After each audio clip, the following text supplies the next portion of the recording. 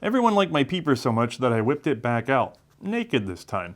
Now, there's two things going on here that makes this unusual. One is the fact that it is a gas seal system that is not an gun, and two, it's all stretched out for a rifle, which makes some very interesting shapes. But let's go through it real quick. At the most basic portion, I want you to see that little notch on the hammer. It's going to engage on this rear extension on the trigger. That's where it locks up for single action. You break it free, it goes bang.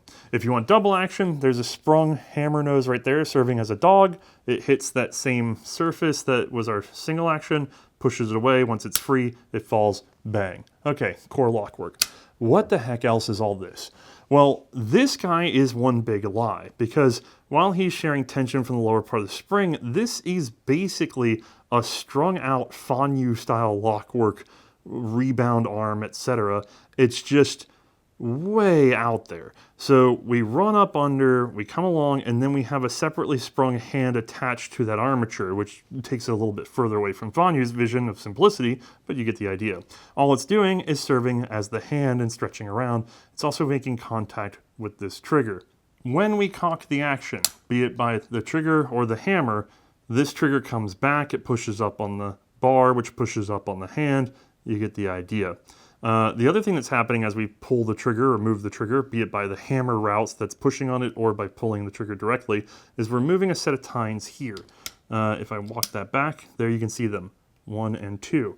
They interact with an extension off this block that is hinged way up at the top. So if we pull that, it shoves it forward. When it keeps shoving it forward, you're actually pushing the cylinder into seal.